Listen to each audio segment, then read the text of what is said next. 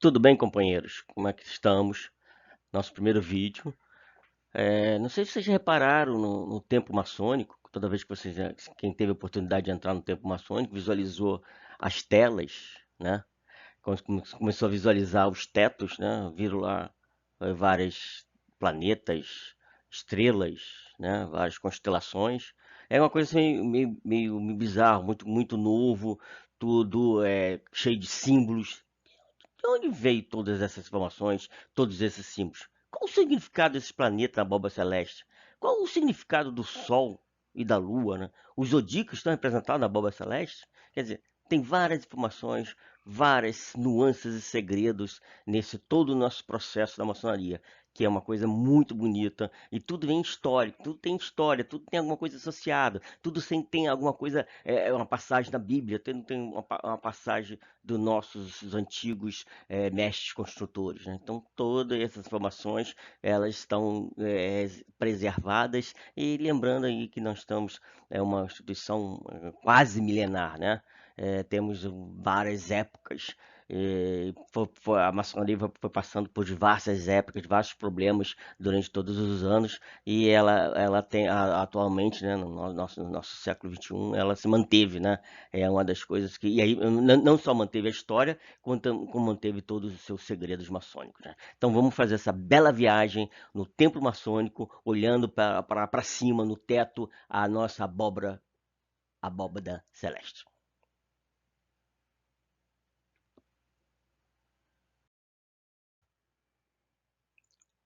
Bom, nós podemos observar que no nosso abóbada celeste temos vários planetas, como Júpiter, não precisa dizer muito grande, Vênus, Mercúrio, Terra, a Lua. Temos uma representação histórica, né, do deus Titã, Atlas, né, que segura a abóbada celeste, as colunas zodiacais conseguem manter intacto essa abóbada celeste, né? Então nós vamos ver que no nosso templo maçônico, olhando para cima, vamos ver vários planetas, né, que representam os vários símbolos, que vão ver vários símbolos, vários cargos maçônicos e uma história por detrás, junto com a história nossa, do dia a dia, né? Mais uma vez, os segredos e símbolos preservados. Tópico 1. Nada mais que a abóbada celeste, que faz presente no nosso teto maçônico. Olhando para cima do teto maçônico, nós vamos ver o Sol, né? Vamos ter do lado dele Júpiter, Mercúrio, vamos ter a Lua, vamos ter o Saturno, né? Saturno a gente vai ver que é um planeta especial para a gente, né? Aí temos também a Lua, o Vênus, e temos também as diversas constelações, né? As Pica de Virgem, as Íadas, as Pleiades, Aldebaran, Órion, né? Órion, a constelação de Órion, muito bacana, onde tem as Três Marias, né? E temos várias outras estrelas, né, composta dentro da nossa abóbada celeste. Bom, dando continuidade ao nosso trabalho, os tetos do templo maçônico, conforme nós já falamos, tem várias coisas brilhantes, vibrantes, né? E todas elas formadas na cor azul, né? Que mostra o céu. Nós temos também o sol, a lua, o sol fica no lado leste, onde você percebe a coisa mais claro, né? E vai vindo para o lado oeste um pouco escuridão, mostrando as diferenças que nós temos hoje no nosso dia a dia, né? As diversas diferenças, né? Hoje até representa a diferença de etnia, diferença de maneira de pensar, a diferença que nos faz ser umas pessoas únicas, né? Então isso tudo você pode ver dentro da abóbada celeste. E dentro da abóbada celeste você tem uma infinidão, um espaço infinito, né? Onde você pode ver todos os planetas, todas as estrelas, né? que você é representada aqui. Não são todas, mas algumas são representadas. Que na época você não tinha tanto. Na época, quando foi feito o teatro maçônico, você não tinha tanta tecnologia como nós temos hoje, né? De você tentar ver Plutão, você tentar ver algum planeta fora do nosso sistema. Agora, a gente dá a sorte porque nós temos hoje tecnologia, né? Então, telescópio Hubble, tem vários os outros telescópios, né? Então, e dentro da maçonaria também, nós temos vários ritos, né, interessantes, né, ritos que embelezam a nossa maçonaria, né? Um exemplo nós temos aqui no Brasil, muito adotado no Brasil, é o rito escocês antigo aceito, né? Também na Europa, mas na América do Norte, nos Estados Unidos, o maior rito é o rito de York americano.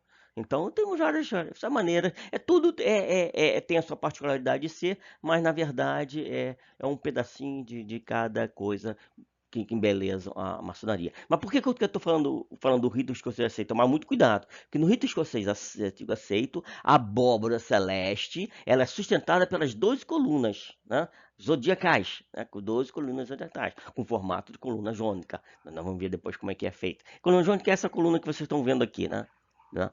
Das colunas jônica. Então, essas 12 constelações. Essa ilusão da coluna sustentar a abóbora celeste é a ilusão do deus Titã, Atlas, né? Até por isso que a gente hoje nós temos o Atlas, né? Por isso que nós é representado por Atlas. O deus Titã, Atlas, ele perdeu a guerra dos titãs, né? Lá na mitologia grega, então ele perdeu. E o castigo dele foi sustentar a abóbora celeste. Então, faz alusão às nossas colunas zodiacais que sustentam a abóbora celeste. Isso tudo é ilusão, lógico, uma maneira figurada, metafórica, para poder representar o céu. Porque naquela época, como você poderia se explicar que a estrela, o planeta e a própria Lua andando sobre a Terra, né? Como é que sustentam, né? Então o pessoal sempre, os humanos, né, têm uma imaginação fértil, né?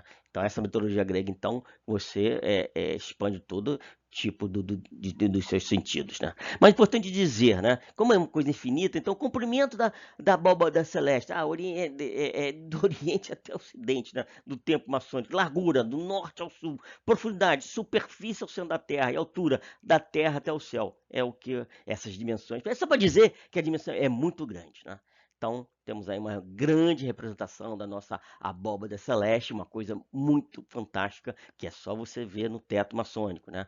E a maioria deles tem esse tipo. Se você ver na figura, você pode ver que tem várias estrelas, né? Lá mais para o oeste, você vê as colunas, né? A coluna J, a coluna B, e onde ficam os vários cargos maçônicos. Bom, isso é uma coisa muito bonita, mais uma vez para vocês. E vamos tentar passar para vocês, aos poucos, essa abóbora celeste. Bom, vamos fazer um teste. Eu tenho a abóbora celeste que está no teto, né? Está no teto. E vamos fazer uma projeção para o plano. Vamos fazer uma projeção para o chão do templo maçônico, só para a gente saber, quando a gente entra no templo maçônico, para a gente saber as posições, né?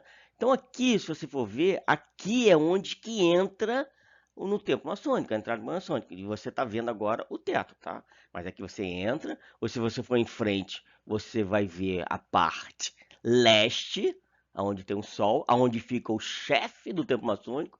É chefe, estou falando chefe para você ir acostumando, que na verdade é o venerável mestre, é o que comanda toda as ações ritualísticas, né? Durante um período, no caso nosso, de um ano, tá? No caso nosso da potência da grande loja, é um ano. Da potência do GOB, Grande Oriente do Brasil, são 2 anos, 2 anos. O nosso é um ano só. Então, aqui fica o venerável, lembrando que você entra por aqui, né? Então, isso aqui só para ver a projeção, tá? Para saber, para você não ficar olhando para o teto. Então, na projeção, nós temos todas essas, as estrelas, todas essas. Você repara aqui que nós temos o planeta Júpiter, Mercúrio, nós temos a Lua, né? Nós temos o Saturno, que nós vamos falar daqui a pouco dele. Então, é aquilo que eu também falei com vocês. Repare que aqui é onde fica o venerável. Você entra por aqui, repare que aqui é o sol. Repare que aqui é a claridade, aonde você já conhece todas as nuances, né, da ritualística. e você vai tendo poucas nuvens, aí você vai ter um tempo nublado e fica nublado, tá? A lua, né? Então, é só para dizer as diferenças que até hoje nós temos, tá? Conforme eu falei, na nossa comunidade, não na nossa comunidade maçônica, na nossa comunidade normal, nós temos várias diferenças, pobre, rico, né? Gordo, magro, quer dizer, temos várias, sempre temos isso, as diferenças, né? O importante é você tentar diminuir essas diferenças, né? A maçonaria trabalha muito, né, nessa parte, né, de você sempre manter sempre o bem-estar das pessoas. Então, por aqui você vê como é que você situa dentro do templo maçônico, você olhando para o teto, tá? Então isso é uma projeção, tá? Voltando aqui, então você pode dizer dentro do templo maçônico, nós temos a parte do Oriente, onde estão os veneráveis e mestres instalados, né?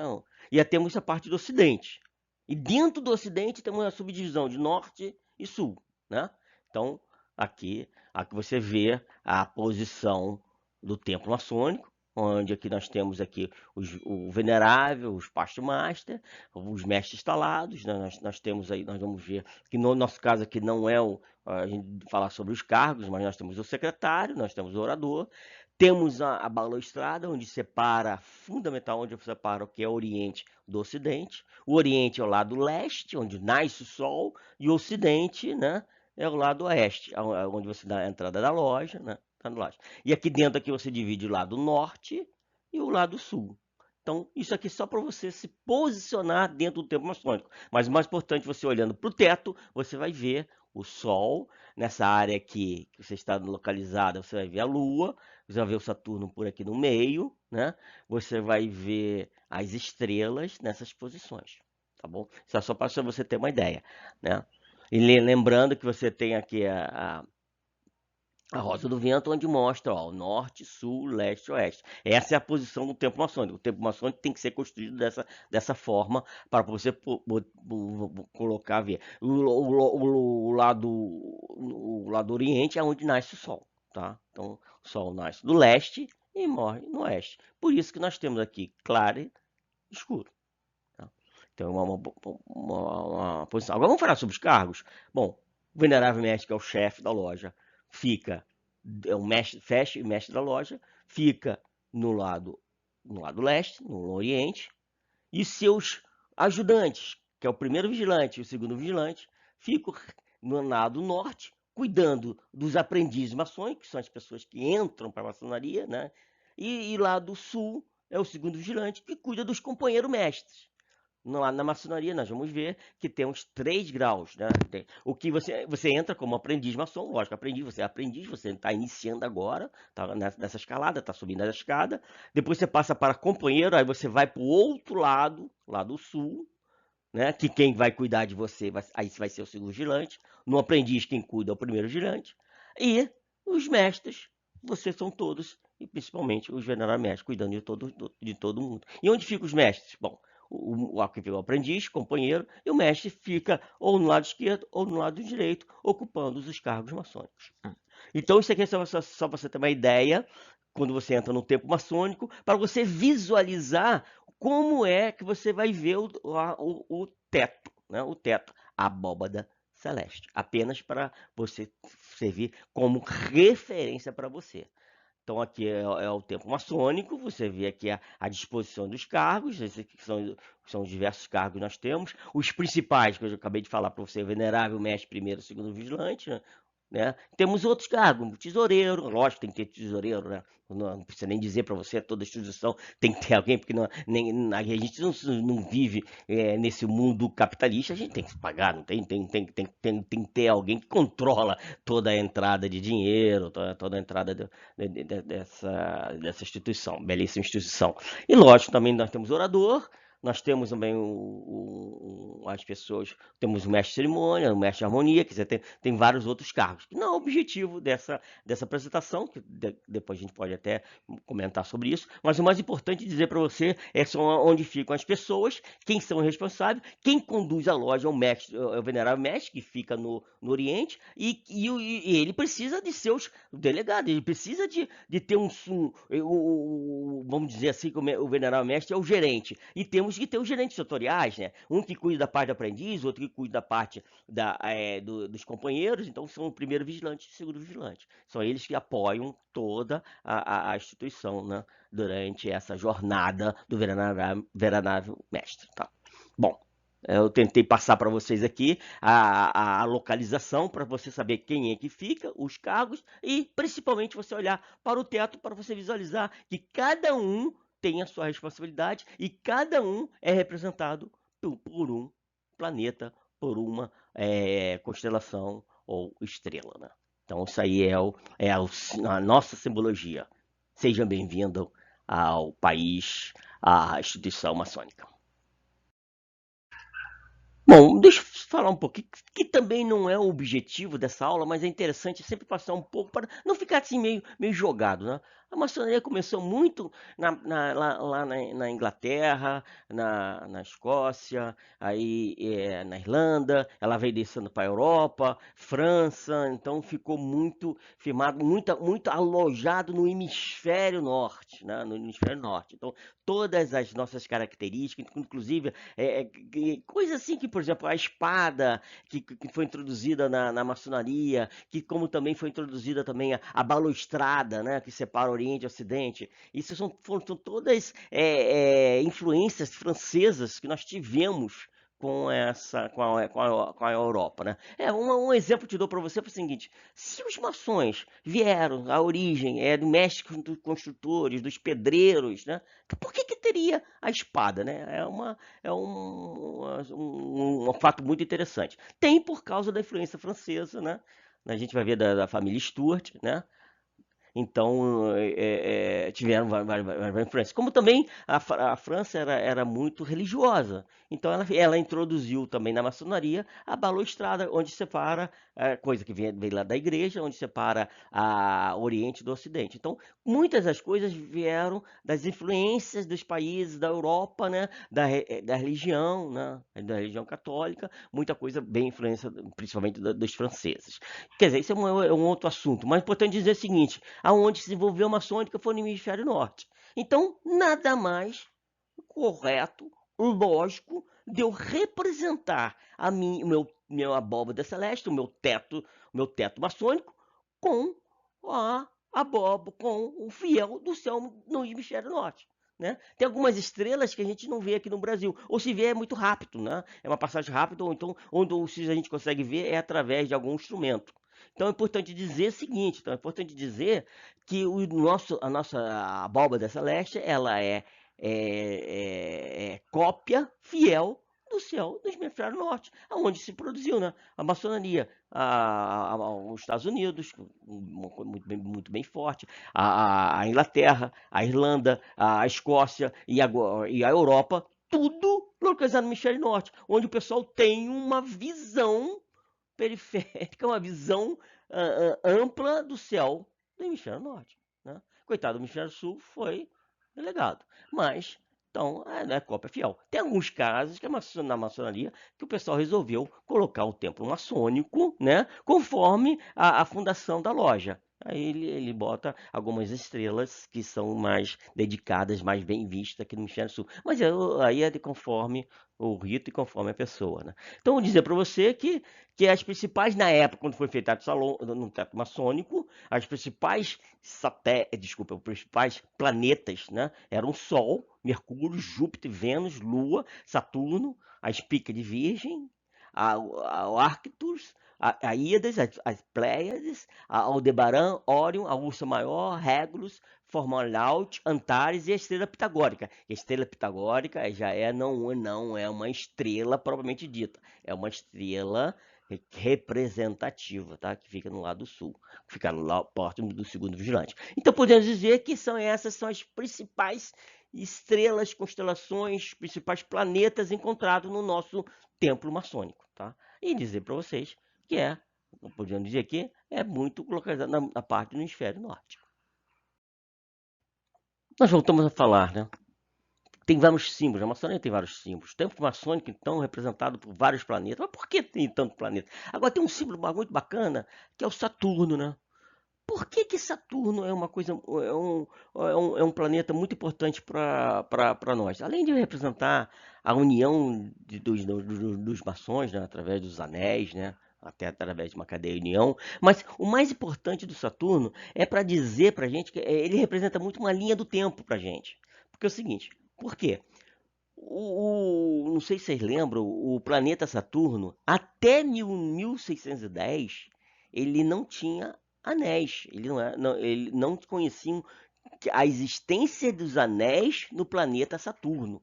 Por incrível que pareça, foi no meado do século 17, 18, né, no 17, por volta do 1610, que o tão famoso italiano Galileu Galilei, né, fez uma excelente descoberta. Que, aliás, tem uma controvérsia. Ele não fez a descoberta dos anéis, então até uma coisa muito interessante. Ele percebeu que tinha três. Quando ele viu o planeta Saturno, ele visualizou uma tríplice, uma forma tríplice. Tá? O planeta Saturno e algumas bolas em torno do Saturno. Que achava não, ele via que era um anel, mas ele pensava que tinha problema no seu instrumento. Né? Existia um grande problema no seu instrumento. Isso é 1910. Essa foto até original dele, né? Que ele fez. Mas apenas, né? 40 anos ou 50 anos depois, que foi descobrir que os anéis, que o Saturno tinha os anéis. Isso porque, lógico, não precisa nem dizer, né? A gente não tinha tanta experiência, não tínhamos instrumento, né? Então nós não tínhamos conseguindo ver, a gente não conseguia ver esses anéis. Então, por que isso é importante para a linha do tempo? Então, eu posso dizer para você que por volta do século XVII, por volta do XVIII, foi construído o teto maçônico. Por quê? O pessoal, como estão representando o planeta Saturno com anéis, então é sinal que foi depois do século XVII, né? Isso eu posso dizer, com certeza. Né? Porque senão não representaria os anéis de Saturno. Então ele representa uma linha de tempo muito forte. Porque deixar bem claro para vocês, não sei se vocês vão concordar comigo, hoje ainda com a internet você tem bastante informação. Mas naquela época não tinha internet, não tinha livro, não tinha computador. Então as informações eram muito restritas. Então ninguém sabia. Criaram o tempo maçônico, tá? Foi criado o tempo maçônico, depois foi criada uma abóbada celeste. Em que ano?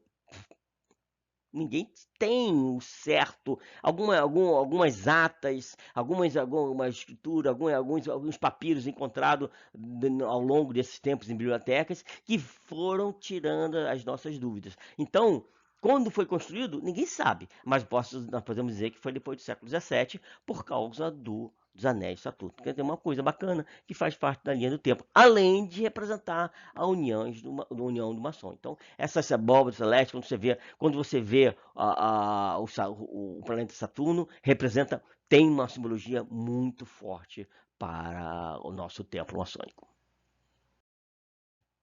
Bom, tem ordem. Tudo tem a sua ordem, não precisa nem dizer, né? Nós temos o Sol, depois vem o Mercúrio, que faz uma volta rápida, completa. Vênus, né? Temos a Terra, planeta Marte, depois vem o Júpiter, que é o maior planeta do sistema solar. Temos o Saturno, Urano, Netuno e Plutão. Essa é a ordem dos planetas, lógico, que giram em torno do Sol. Tá? Então isso é muito importante. E é muito importante também dizer que nas épocas dos egípcios, da época dos egípcios, eles achavam, por que pareça, eles achavam que todos esses planetas circulavam em torno do planeta Terra. Não estou dizendo que a Terra é plana, mas é engraçado, né? Então eles percebiam que todos esses planetas giravam em torno da Terra. Mas isso aí é outro assunto. Mas é só interessante para dizer, né? E dizer para você bem claro que nós na maçonaria não achamos que a Terra é plana, muito pelo contrário, né? Não é plana, e muito pelo contrário, nós que percorremos a, todo o caminho em torno do Sol. Tá? Então, a gente vai ver que é importante o nosso período, né? Onde nós temos equinócio, solstício, e temos a época da primavera, isso tudo muito ligado com o zodíaco, muito ligado com o tempo maçônico. E dentro do tempo maçônico também temos essa representação desse tempo, né? Tá? Da primavera, outono, verão, né? Então temos todas as estações. Interessante que elas marcam muito bem a escalada do maçom, né? Aprendiz, companheiro e mestre. Muito interessante também.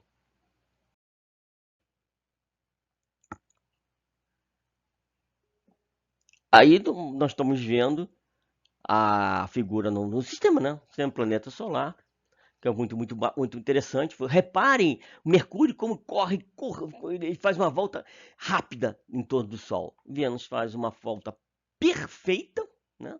Perfeita, enquanto a Terra faz uma, uma Terra normal. E você reparou que Plutão, né? Vocês repararam, Plutão é bem longe, né? Saturno bem longe. E olha a obra do Vênus, que a gente está falando, que é um círculo perfeito, ele também tem o seu significado, né? Uma exatidão, né?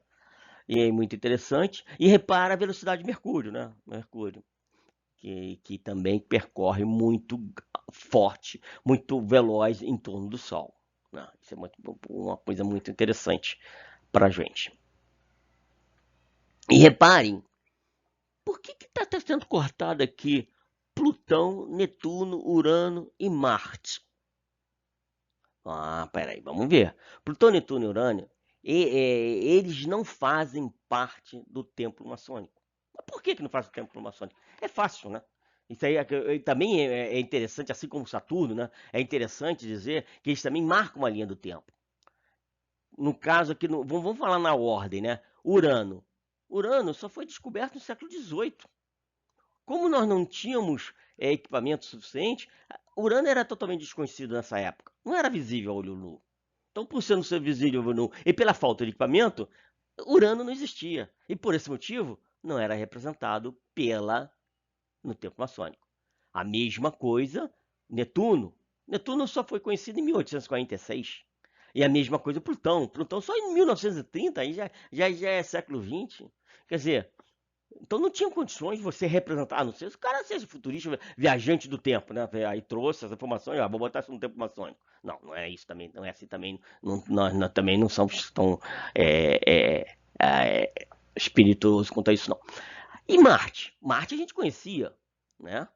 Marte nós tínhamos conhecimento, mas só que Marte, ele representa o deus romano da guerra. E Marte, por ter bastante óxido de ferro, né? Ser um planeta ferroso, ele tem a cor avermelhada. E por ter a cor avermelhada, ele foi associado ao deus romano da guerra, que é um fator negativo para a maçonaria. Então, o que faz Marte? Marte não quiseram representar Marte no templo maçônico, né? Porque a maçonaria não gosta de representar fatores negativos, né? Muito pelo contrário, só coisas positivas. Então vamos lá, os quatro planetas, Marte, Plutão, Netuno, Urano, não fazem parte do templo maçônico, né? Do templo maçônico. Plutão, Netuno, Urano, ninguém tinha conhecimento, não tinha tecnologia, né? Não tínhamos equipamentos para poder visualizá-los. Hoje, cara, hoje nós temos, né? Para poder, temos condições, muitas condições de visualizar. E Marte, por ser uma coisa negativa, não faz parte mais do nosso sistema. Não. Não, por ser negativo não representa o tempo maçônico. Então você não vai ver Marte. Se você ver Marte, está errado. Vocês não vão ver Marte, vocês não vão ver Urano, vocês não vão ver Netuno, nem Plutão no tempo maçônico. Gravem bem isso, ok? Não vão ver. Vamos falar de um fato muito curioso. É a linha eclíptica. Não é elíptica, não. Elipse não. É eclíptica. É uma coisa assim meio estranha dizer, pelo amor de Deus, dizer bem claro que nós, a Terra, os planetas circulam em torno do Sol. Mas vamos colocar, vamos dar um exemplo, nós, vamos observador na Terra, observando os astros. Então dá uma impressão, deixa bem claro, uma nítida impressão que nós estamos parados. Lógico, eu o meu observador, meu ponto de observação é na Terra. Então nós estamos parados e os planetas estão circulando em torno da Terra. Deixar isso muito bem explicado que nós da maçonaria entendemos que os planetas circulam em torno do Sol. Mas como eu estou na Terra, o meu ponto de observação é na Terra, eu vejo outro formato. Exemplo, de deixar isso bem claro, exemplo é você quando está andando num carro em alta velocidade, você vê a árvore passar, o poste passar rápido. O poste e a árvore andam? Não. É que você está parado no carro e a sensação é que o poste e as árvores estão andando em torno da sua trajetória. Então, nessa trajetória que quando você percebe os astros, né, os planetas, os zodíacos que estão circulando, eles formam o quê? Uma linha eclíptica. Tá? Uma linha eclíptica. Vamos ver aqui, ó. E nessa linha eclíptica, tudo que aparece em torno principal, como por exemplo o planeta Urano, Aldebaran, tudo que está nessa linha em torno eclíptica foram resgatados e pegos e foram todos eles referenciados lá no tempo maçônico. Você vê o Regulus, quer dizer, são todas as informações de estrelas, de constelação, de planetas que está em torno dessa linha eclíptica, né? Ó, Spica, a Lua. Então foram pegos e resgatados. Se você for ver um pouco mais à direita, você vê aqui o Sol fazendo esse movimento, que na verdade parece que nós estamos parados e o Sol está andando. Deixar isso bem claro que não é isso. Tá? Então você vê aqui o planeta Plutão, o planeta Marte, Vênus e todas essas aparições, quando você vê, você percebe que você tem uma época diferente do ano. Com certeza. Quando começa a ver as colunas zodiacais, né? O câncer, gêmeos, o peixe, eu consigo ver essas constelações, é sinal que eu estou andando, circulando sobre o Sol em vários períodos diferentes. É lógico que os astros, os planetas, as estrelas, as constelações ficam mais visíveis num período do ano. É aí que eu consigo ver surgir as 12 constelações, os 12 zodíacos, né? Então isso é muito importante, essa área eclíptica, porque foram pegos todos as principais astros, planetas e constelações e foram pegos e introduzidos no tempo maçônico na abóbora celeste. Por que o Sol e a Lua é tão importante para a maçonaria, né? Antes de mais nada, vamos voltar no tempo e no tempo do profeta Zoroastro, né? Que foi em torno do século 6 antes de Cristo, né? Ele era um excelente astrônomo, então ele conseguia, ele tinha um conhecimento dos astros, né? Nessa época ele tinha conhecimento dos astros. Então, e deixasse bem claro que na época não tinha smartphone, né?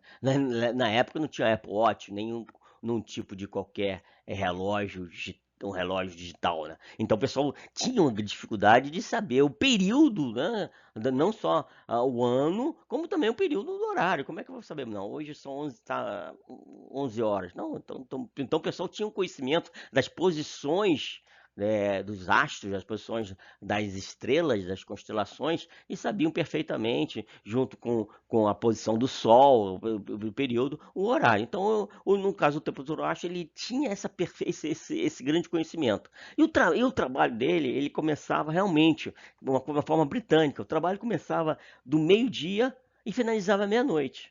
Né? Esse trabalho, aliás, aproveitando um pouquinho o, o, o horário da noite, né? Então ficou muito marcado a Sol e a Lua, né? Ficou muito marcado. Quando o Sol, meio-dia, quando o Sol está quase perpendicular, né, com a Terra, né? Então é um horário que está bem perpendicular. E aí a Lua também tem uma particularidade muito grande. Na Lua, você pode ver que normalmente a pessoa coloca a Lua crescente. Por que a Lua crescente? É muito fácil. A Lua crescente, ela inicia o trabalho também dela. Ela inicia sempre ao meio-dia e termina à meia-noite. No mesmo horário do Zoroastro e no mesmo horário do templo maçônico.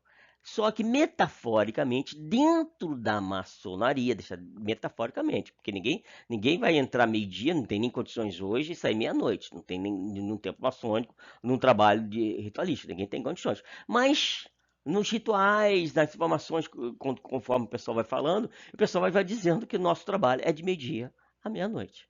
Mas é interessante porque eu estou representando o Sol e a Lua. E estou representando principalmente a Lua na fase crescente. Porque na Lua, na fase crescente, ela se inicia ao meio-dia e finaliza à meia-noite, na aparição na Terra. Isso é muito bacana. Volto a falar, tudo tem a razão de ser. Né? Isso já dizia o nosso grande irmão João Guilherme. Tudo tem a razão de ser. Toda na maçonaria tem uma história, toda ela tem um símbolo que representa. Não é à toa que está o Sol e a Lua dizendo. Não é à toa que no tempo maçônico, no Sol está bem mais claro no leste e vai escurecendo no oeste, porque eu tô como se estivesse trabalhando, né? Do meio-dia à meia-noite. Tá? Não, pelo amor de Deus, não tem nada a ver com trevas, escuridão, não. Escuridão é só porque é a finalização do trabalho para o seu merecido descanso. Só para voltar na história, repara aqui que o Sol, quando nós estamos, quando a Lua está no quarto crescente, né, no quarto crescente, aonde ela faz ela se põe, ela nasce no meio-dia e se põe à meia-noite. Então, quando nós estamos nessa fase aqui, nessa fase do quarto crescente, repare que existe nessa posição entre o Sol, a Terra e a Lua, o 90 graus, mostrando que é uma retidão. Isso é muito importante, mostrar que existe uma retidão, tá? Dos trabalhos. Mas aí você pode dizer que também, entre o Sol, a Terra e o quarto minguante, também forma a mesma retidão de 90 graus. Forma, perfeito. Mas olha para baixo aqui, olha a observação. No quarto minguante, a Lua nasce à meia-noite e se põe ao meio-dia. Isso queria dizer o seguinte, como fazendo alusão ao nosso trabalho, não tem condições de você trabalhar à meia-noite, quer dizer, durante a madrugada toda, e ao meio-dia você descansa? Não, normalmente não é isso.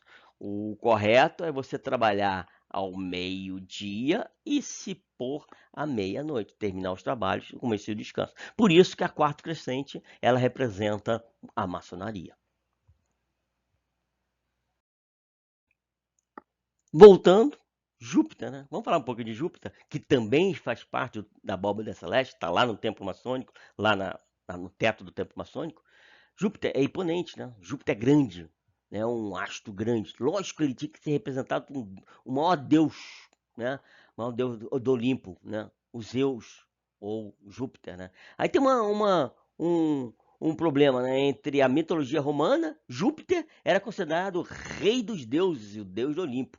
Na mitologia grega já não era mais Júpiter, na mitologia grega era Zeus. Então, quando você fala de mitologia romana, nós estamos falando o Júpiter.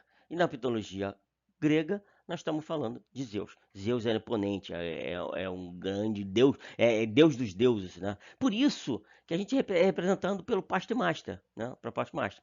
O Pastemaster, deixar isso bem claro, porque é o rei dos reis, né?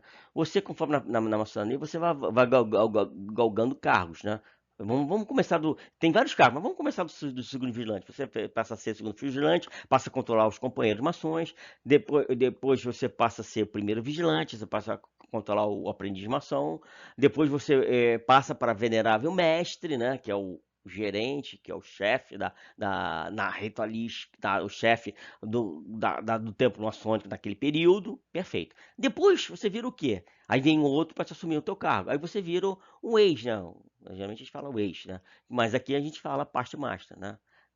Foi o mestre passado. Então, foi o mestre, o venerável mestre passado, o anterior, tá? Então, o mais antigo. Então, ele, por ser um Pastor Master, ou seja, por ele ter galgado todas essas escadas e ainda ter, ter, pegou o conhecimento para poder gerenciar o tempo maçônico, ele virou Pastor Master. Então, o Pastor Master, que é o supra-sumo, né?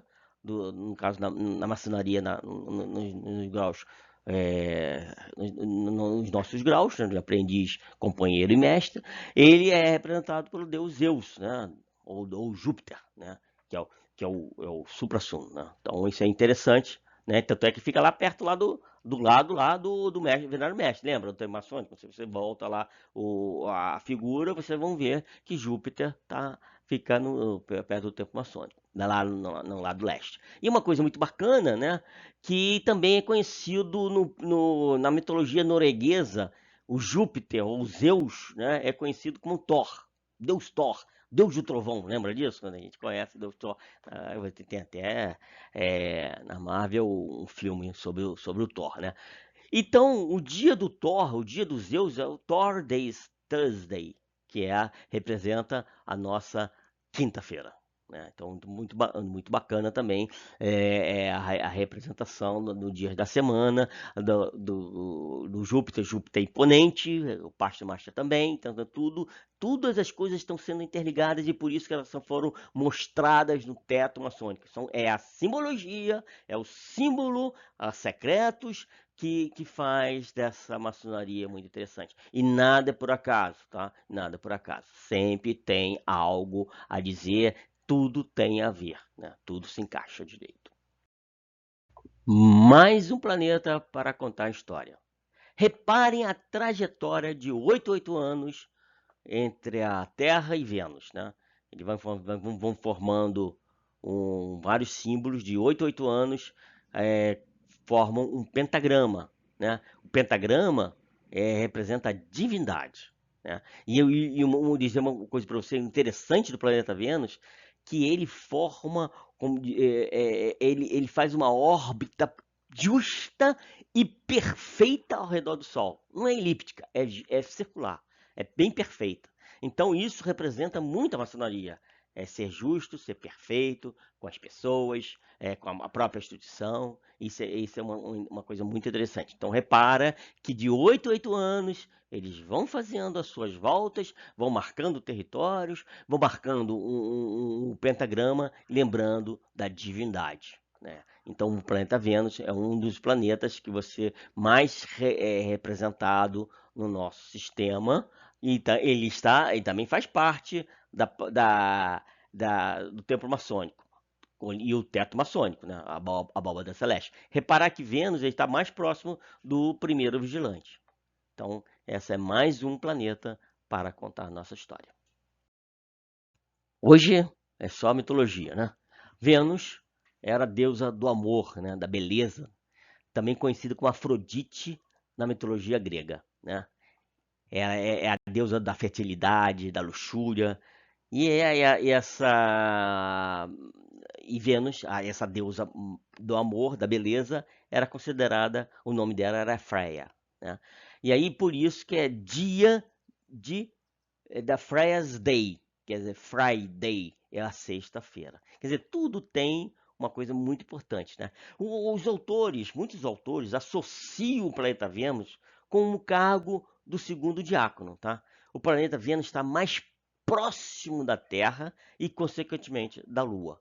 Então, esse planeta, né, dando continuidade, também é um planeta que faz essa simbologia, que faz o símbolo, que tem história, e todo ele sempre temos uma pequena representação e pequenos detalhes. Repare que no dia da semana todos eles fazem parte, né, de planetas. Não são todos não, mas parte de planeta. Nós vamos ver aí que temos a Lua, né, Monday, né, dia da Lua, Monday. Então tem Sunday, domingo, dia do sol. Quer dizer, tudo está interligado, tudo tem a sua história, tudo tem a razão de ser. Mais mitologia, né? Na mitologia, na mitologia romana, Mercúrio era o deus encarregado de enviar as mensagens de Júpiter. Não sei se lembram, o Mercúrio tem uns pezinhos, né? Tem asa no pé dele, ele anda muito rápido. Por isso, não sei se você lembra que eu falei nesse vídeo, que o Mercúrio dá a volta mais rápida no Sol. Né? E é um dos primeiros. Então, tanto é que o planeta viaja a 47, quase 48 quilômetros, né? Em apenas um segundo. Ou seja, ele quase faz 50 quilômetros no segundo. Nossa, se tivesse um radar aqui ia ser uma beleza, ia ser multado o tempo todo. Mas o importante é dizer o seguinte, que Mercúrio ele usava um capacete com asas, lembra disso? Os pés e uma varinha de condom. E essa Vanicondon é representada pelo caduceu. Por ele fazer uma viagem grande, sempre viagem, era um mensageiro. Não sei se vocês sabem, é lógico que muitos não sabem disso, mas quando lá no Oriente, quando você quer fazer um mensageiro entre o Oriente e o Ocidente, quem faz todo esse trabalho é o primeiro diácono, né? É o mestre de cerimônia. Então, por isso, né? Por isso, o Mercúrio, né? Ou o Mercúrio para Deus romano e Hermes para a mitologia grega, ele é o mensageiro. E o grande mensageiro nosso, então, é o primeiro diácono. Agora, muitos autores também relacionam com o hospitaleiro, tá? Então, são todas as histórias, né, de Mercúrio, por ser muito rápido, né, e ser mensageiros. Então, você na época, você sempre precisou de mensageiros, né? Não sei se você lembra, no período onde, pô, você não tinha, nessa época, não tinha um e-mail, né? Não tinha e-mail, smartphone, né? Não tinha nem correio, né? Era mensageiro. O cara, você dava uma carta pro cara já assinado com aquele selo, né? Com aquela cera, para poder lacrar, entregava pro mensageiro, o mensageiro ia entregar de uma região a outra. Coitado, levava meses para chegar ao sua origem, ao seu destino. Também na maçonaria existe mensageiro, é o primeiro diácono, o segundo diácono, é o próprio o mestre cerimônia que cuida da cerimônia, então eles são responsáveis, mas o primeiro diácono é um grande mensageiro desse trabalho. E por que não representado por Mercúrio e Hércules, né? Então, o planeta Mercúrio, por viajar rápido, ele foi considerado como um Mercúrio, fazendo alusão ao deus romano, né? E Hermes, à mitologia grega. Mais um pouquinho de sabedoria, né? Sobre o Mercúrio. Vamos falar um pouquinho do Odin, né? Odin, no povo germânico, associava o planeta Mercúrio ao deus nórdico Odin. E os egípcios relacionavam ao deus da magia, da arte, da sabedoria, né? Tot ou Thoth. Outro papel importante dos deuses da sabedoria egípcia era mensageiros dos deuses e protetor dos rebanhos, né? Principalmente a proteção dos rebanhos, né? Depois vamos ver a história, como é que o pessoal conseguiu olhar para o céu e visualizar as posições das estrelas. Foi justamente o cara que coordenava o rebanho, que geralmente era à noite, né? Então, na mitologia, agora na mitologia nórdica, Odin era conhecido como Onden, e em germânico comum Hondens. Por esse motivo, Wednesday significa o dia de Ondens, que era o dia da quarta-feira. Então, Mercúrio representa a quarta-feira por causa do deus Odin, que era conhecido como Onden, tá? Não sei se errou certo a pronúncia, né? Mas era o Odin já dos deuses nórdicos, né? Conforme já mencionamos, Saturno é um planeta que representa muito o nosso templo maçônico, né? A abóbada celeste, por causa do time, né? Do time e que foi descoberto no século XVIII, né?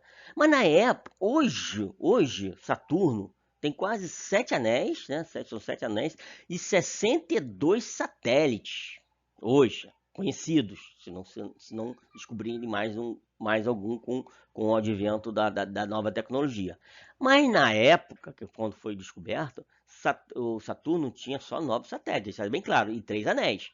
Então, mas, por exemplo, por que está escrito 9 aqui, 3 se você falou 62? Não, volto a falar, por problema de falta de tecnologia da época, o pessoal só conseguia visualizou 9 satélites e 3 anéis.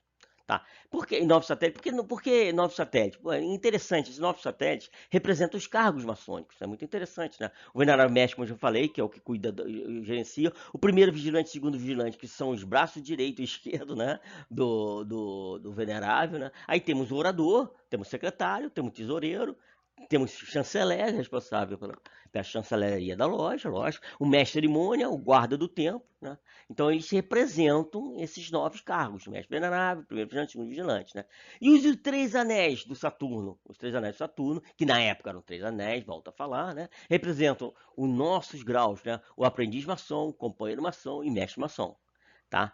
E não precisa nem dizer, né? O Saturno representa o dia da semana, né? Que era Saturno Day, é Saturday.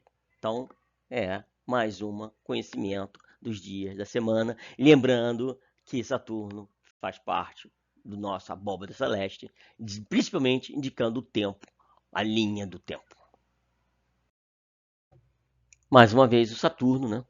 Saturno é conhecido como Deus da abundância, né? Deus romano da abundância, riqueza, né? E ele era o pai de Júpiter, pai dos deuses, imagina.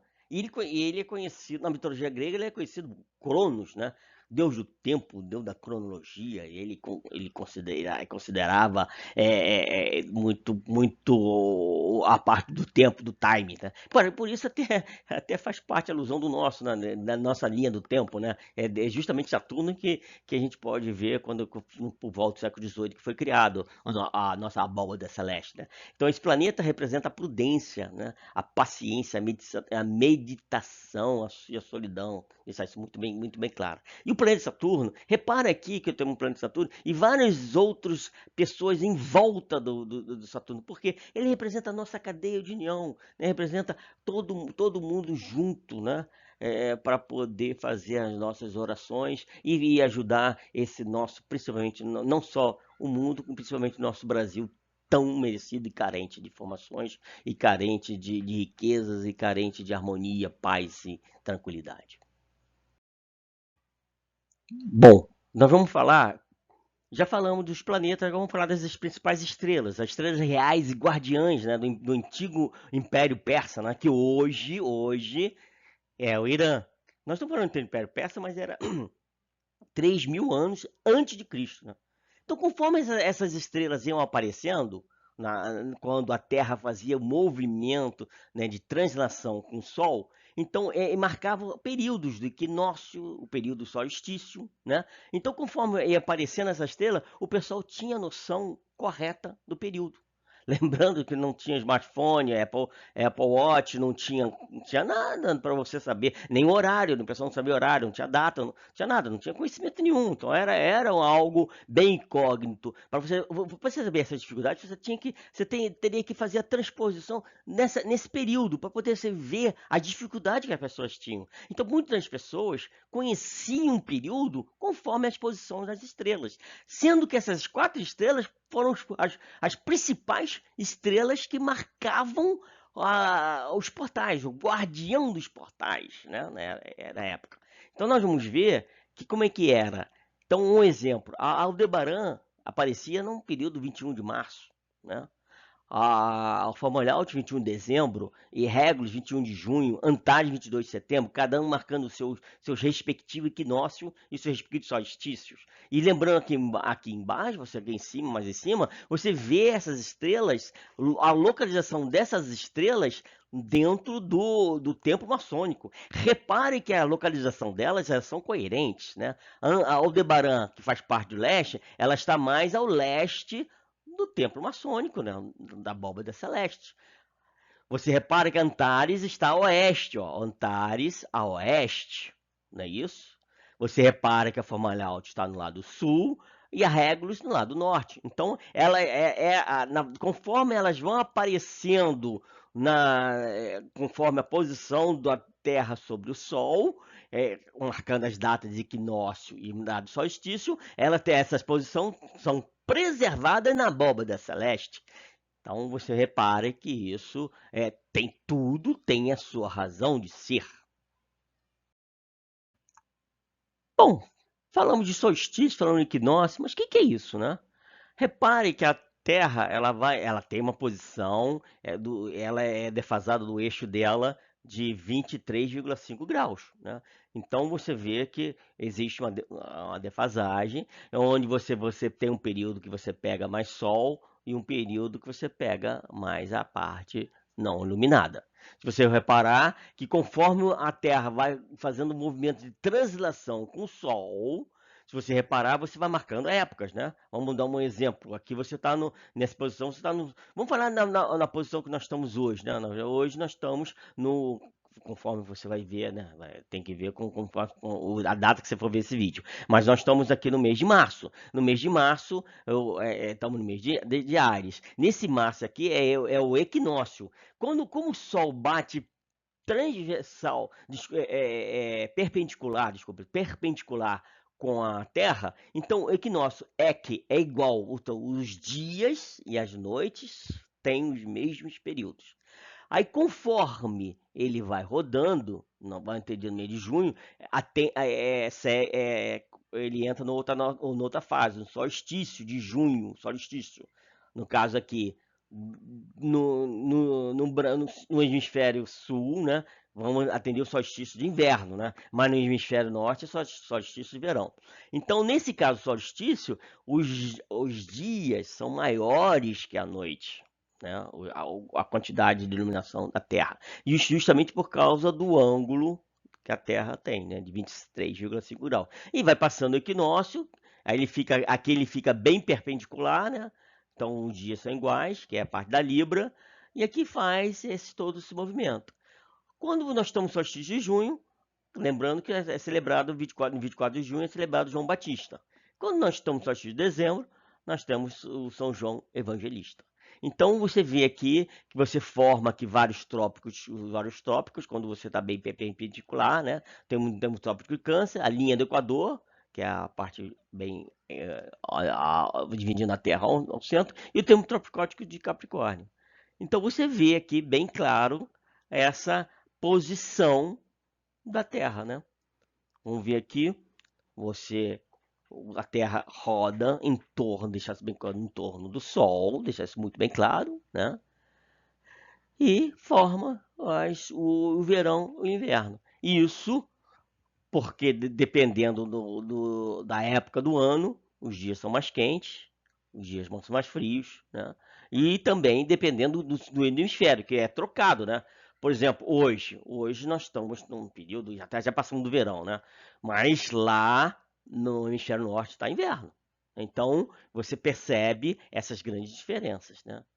Tá? Verão e inverno. Isso por causa justamente da parte da inclinação da Terra. Então você marca os dias de dezembro, junho, ou conforme. Então, repare que aqui nós temos aqui perpendicular. Ó. Quando é perpendicular, nós estamos na época do equinócio. O dia, a quantidade de horas do dia, são as mesmas quantidades da hora da noite. Né? E repara que você, dependendo do local, você é ao contrário, hemisfério norte, hemisfério sul. E a maioria das informações da maçonaria, deixando assim bem claro, é responsabilidade do hemisfério norte, né? É onde tivemos a origem, né? Inglaterra, Irlanda, Escócia, Europa, né? Então, esse é o movimento de translação da Terra. Tudo tem o seu razão de ser, né? São várias simbologias, né?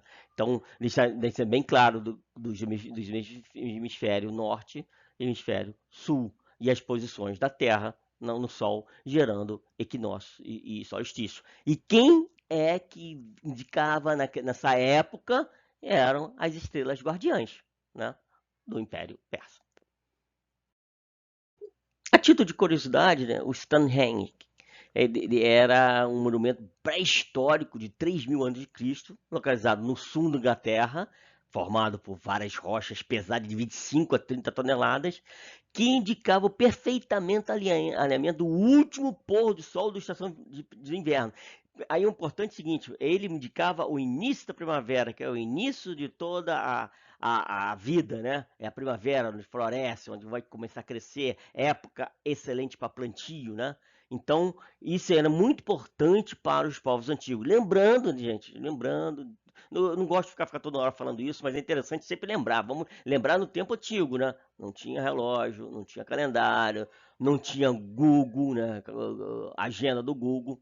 Então, eles tinham que ter algo que informasse o período do ano, que era muito importante, não só para a maçonaria, né, o período, que é a época de plantio, a época de melhor de construção. Bom, você não vai construir, mestre construtores, você vai construir um monumento na época de chuva, né? Você vai construir um monumento na época de neve, de inverno, né? Então é interessante você saber o melhor época. E também na parte de plantio, de plantação, né? Na parte de condição de rebanho, tudo isso era tudo alinhado, né? Tudo alinhado, tudo tem a razão de ser, né? E é importante você sempre frisar isso, né? Mais um pouquinho da nossa estrelas reais guardiãs, né? Só para você ver que elas fazem parte da linha eclíptica, né? E aí, eu já tinha te falado isso, mas é interessante você falar, né? A Aldebaran, que é 21 de março, ela, a responsabilidade dela é informar a época que vamos ter o equinócio, né? O dia igual à noite, o equinócio vernal, que é a primavera, deixando bem claro, a primavera, as datas aqui que nós estamos botando de primavera, de outono, solstício de inverno, solstício de verão, são épocas do hemisfério norte, deixar isso muito bem claro, porque fica muito interessante dizer que Formalhaut é o solstício de inverno e começa 21 de dezembro, em pleno verão.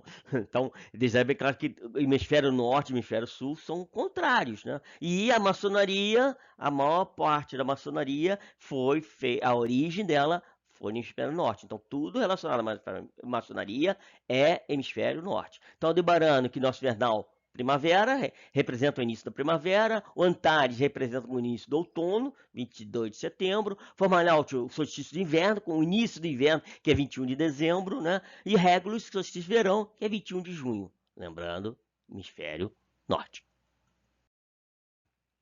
A estrela Íades, que faz parte da constelação de Touro, é muito interessante, não só para a maçonaria, como também para as pessoas, o pessoal antigos, né? Volto a falar, não tinha um calendário, Google, a agenda do Google, né? Era por quê? Porque eram épocas que se você, quando as estrelas Íades estava bem visível na parte celeste, era era épocas associadas a muitas chuvas, né? Muitas chuvas. Então coincidia com as estações das chuvas da primavera, né? Então, de repente, é excelente época para plantio, né? Porque na mitologia grega, as Íades, só para ter uma curiosidade, eram filha da Atlas. Olha o Atlas aí, olha o Deus Titã Atlas, né? E eram meias irmãs da Pleiades. E irmãs do Dionísio, rei o deus do vinho, né? Dionísio, muito bom Deus, um dos melhores deuses, vinho, né?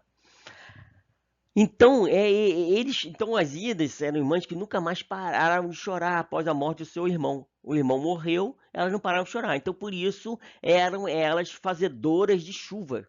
Então, por isso que toda vez que você vê uma estrela Íade no céu, para dizer o seguinte: opa, tem chuva por aí. Então, é interessante para os mestres construtores ficar ligado nisso, dos fazendeiros na época, da parte que os tocadores de rebanhos, né? Então, é interessante. Então, eram épocas que contavam. Então, eram as estrelas muito importantes para esse período, né? Aí você vê aqui as Íades, ó, 5, total 5, a localização delas no templo maçônico e na abóbada celeste, que eram estrelas bem principais, né? De novo, todo tem o seu símbolo, a sua razão de ser.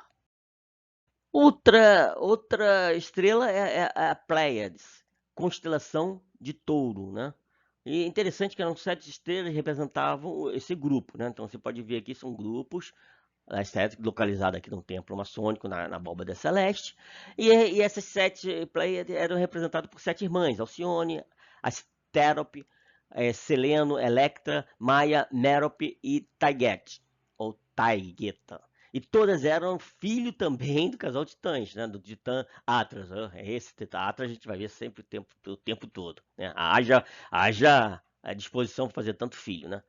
E o caçador incansável Orion, né? Tanto é que você vê na constelação de Orion, você vê o caçador, né?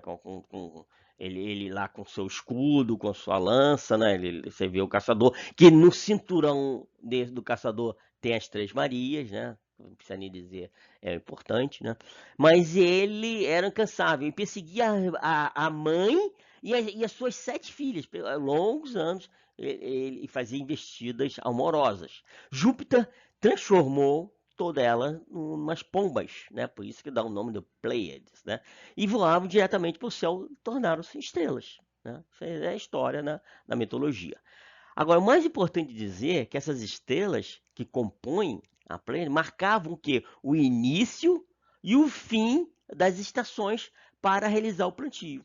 Então, eram épocas que estrelas super importantes, por isso que estão tá na abóbora celeste, está no tempo maçônico, para mostrar. E elas representam muito o mestre maçom, né? Onde o mestre maçom, justamente a corrida, o estudo das suas escadas, né? Subindo as escadas de aprendiz, companheiro e mestre. Então ele subia essas escadas. Então isso por isso representava o mestre maçom. O início e fim.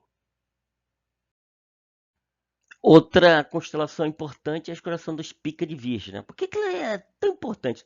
Ela representava a rainha Ishtar, que era uma deusa grega da colheita. É importante. Lembrando que o início da colheita, fim da colheita, chuva, o início do verão, principalmente o início do inverno, era um período super importante para as pessoas, né? Para o conhecimento das pessoas, porque elas sabiam o melhor horário, o melhor período de colheita, o melhor período de plantio. Então, essas estrelas eram muito importantes.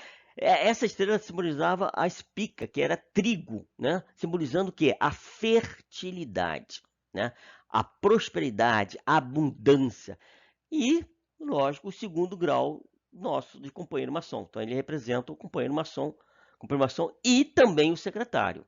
Então, essas fazem parte do nosso templo maçônico, fazem parte da nossa abóbora celeste. Só com curiosidade, essa estrela é a mais brilhante do grupo e está situada a 250 anos-luz. Não é tão pouco não, porque a Estrela Maria é para mais de 1.500 anos-luz. Então, é até, digamos assim, que é até próxima, né? Em relação a 1.500, 2.000 anos-luz das Três Marias, né? Então, é muito importante as estrelas fazerem parte desse nosso processo da abóbada celeste. Não muito importante, temos a estrela Arcturus, que também podemos chamar de Arcturus ou mesmo Alpha-Bull. É considerada a quarta estrela mais brilhante vista da Terra, né? E ela está situada a 33 anos-luz, que de 33 anos-luz, eu sei que a distância para nós é muito grande, mas em relação às outras às estrelas que nós conhecemos nesse universo infinito, é muito curto, né? É muito curto, 33 anos-luz é muito pouco. Na mitologia grega, ele é conhecido como Icário, e teve o privilégio, cara, se pudesse também conhecer os segredos, né, da fabricação do vinho, né? Mas corresponde ao nosso cargo maçônico como orador. A constelação de Órion, muito do pessoal não deve conhecer assim como constelação de Órion, mas se falar que, onde está marcando agora nesse momento, que é o cinturão do Órion, que são as estrelas Três Marias, aí o pessoal vai conhecer as Três Marias. Ela é muito importante, né? Na tradição árabe, a constelação Órion era conhecida como a ovelha negra, que possui um cinto ou mancha branca. Essa tradição lembrava muito o avental carneiro na cor branca. E o avental que geralmente os aprendizes usavam, né? Os aprendizes maçons usavam, né? Para poder mais se defender contra impurezas ou qualquer coisa que pudesse espetar e causar algum dano, né? Então, por isso, ele é representado pelo aprendiz maçom, né? Pela coincidência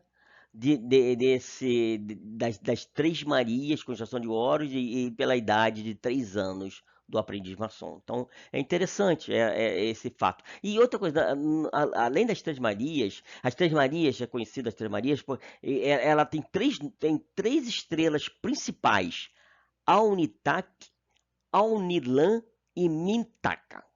Elas fazem parte da constelação. E além dela, temos mais outras, né? Temos, no caso da constelação de Órion, Betelgeuse, Bellatrix, Mesa, Hegel e Sites. E um fato muito curioso, que eu também não eu desconhecia, mas depois de vários estudos, né, da astronomia, as Três Marias não são Três Marias, são 9 estrelas, engraçado, né? Mas quando como existe outras 6 estrelas que estão quase próxima da gente, né? Parece que você vê 3 estrelas, mas na verdade são 9, né? Descobriram que são 9. As Três Marias são compostas por 9 estrelas e não por 3. Mas como elas estão uma próxima da outra, né? E estão afastadas há mais de 1.500 anos-luz, você tem a sensação de ver só três. Mas é só interessante. 3, 9, né? Um número bem fatídico, um número bem místico. Temos outra constelação, também que faz parte da abóbada celeste, que é a constelação de Ursa, né? Ursa Maior, né? É interessante que você vê lá a localização dela, né? Você vê o lado esquerdo, a constelação dela. E ela, na mitologia grega, a formação da constelação da Ursa Maior é devido a uma traição do Júpiter. Aliás, cara, como o pessoal fazia filho, como o pessoal traía um com os outros, é a confusão nessa mitologia grega e mitologia romana, né? Então, realmente, se você for ler, você fica espantado, né? Mas a traição do Júpiter com a jovem Calisto, de pele macia, né? O que ele fez? Transformou ela num urso, né? A pele macia, os braços ficaram cheios, ficou peluda e com as garras, né? Então, devido a essa traição, né? Alguns historiadores afirmam que a constelação de Ursa Maior alude à passagem da morte do Irã Abif. Irã Abif, não sei se vocês leram a história, é uma passagem bíblica que nós temos o rei Salomão, temos que a ideia do rei Salomão era construir um templo de Salomão, né? Um templo para guardar a arca da aliança, né? Que Deus pediu para que construísse, né? Esse templo maçônico, desculpa, esse templo Salomão. Então o rei Salomão construiu, só que ele tinha os seus comparsas, tinha os seus construtores, que era o Irã, Abif, rei de Tiro, né? E o próprio Irã, né? Tem o rei de Tiro, o Irã, e o Irã Abif, né?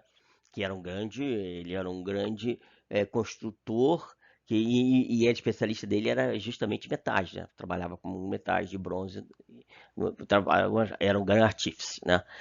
Então, ele teve uma decretada, ele morreu, ele faleceu e ficou conhecido como filho da viúva. Então, por isso, ele representa o mestre instalado, né? O mestre instalado no templo da maçonaria. Vamos observar, tem muitos painéis na maçonaria, no templo maçônico, olha só. Você vê as Pleiades, né, as 9, você vê as Íris, que são as 5, que mostram o início da chuva. Você vê a Ursa, você vê as Três Marias, quer dizer, você vê várias figuras hoje já conhecidas e o motivo delas, da existência dela. O Sol, a Lua, né, você vê várias posições, você vê o Norte, o Sul, lugares que estão bem mais iluminados, outros lugares que não são providos de luz. Então você já começa a estudar os símbolos, por que eles são representados, né? Na maçonaria, né? Na abóbada celeste, refletindo nos painéis maçônicos. Bom, temos outra estrela, conhecida estrela pitagórica, também conhecida como estrela pentagrama, estrela sem nome, também conhecida como estrela Pitagóris, e é associada com a estrela flamígera, que está representada na abóbora celeste, que é debaixo do segundo vigilante. Tá debaixo do vigilante, que é responsável pela condução dos trabalhos do companheiro maçom, deixar isso muito bem claro, ao lado sul do companheiro maçom. Deixar isso muito bem claro que essa estrela, ela não é real, é uma coisa metafórica, tá? Deixando bem claro. Ela não existe na Celeste, não existe uma estrela pitagórica, não existe uma estrela flamígera, como física dentro de um espaço sideral. Não existe, tá? É só uma coisa metafórica que representa, no caso nosso, o grau de companheiro maçom e algum cargo de segundo vigilante. E o cargo de segundo vigilante, tá? Deixar isso muito bem claro para vocês. Tá, é interessante, que também está na abóbada celeste, abaixo, tá?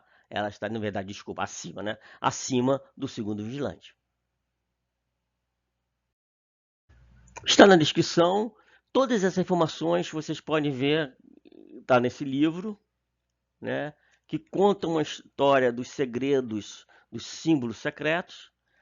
Deixar bem claro que nós acabamos de falar uma parte dele, nós começamos a falar sobre a abóbada celeste, né? que faz parte do nosso símbolo maçônico, um dos símbolos bacana. Deixa eu dizer para vocês também que é interessante, né, descobrir cada segredo, descobrir cada nuance, né? E outra coisa disso aí, acabar essa má informação, que tem coisas que representam o mal, não tem nada. Representa a Terra, representa Saturno, representa a histórica da religião. A religião e a maçonaria, ela tem muito trabalho a ver. A maioria dos nossos segredos, a maioria das nossas informações, nossas palavras, todas elas estão associadas à Bíblia. Então é uma coisa assim, muito interessante e que faz parte, interessante vocês darem uma lida nesses símbolos secretos para vocês conhecerem um pouco mais da maçonaria, um pouco mais da história e um pouco mais dos nossos símbolos, né? E dizer para vocês também, desculpa, aqui também tem outro livro que é a Maçonia, História e Segredos. Aqui conta toda a origem, né? Toda a origem da maçonaria, da onde veio até nos dias atuais. É interessante. Conhecimento é acima de tudo. Pessoal, espero ter trazido para vocês aqui bastante informação, né? Ter informado para vocês um pouquinho da nossa história. Ela é longa, vamos passar a contar um pouquinho do nosso trabalho. Mas o importante é o seguinte, o importante é estarmos sempre unidos, né? A maçonaria hoje ela ajuda muito a várias instituições, né? Por exemplo, nós ajudamos aqui o Cenáculo Cego, que é importantíssimo a ajuda das pessoas, fazemos só o bem, né?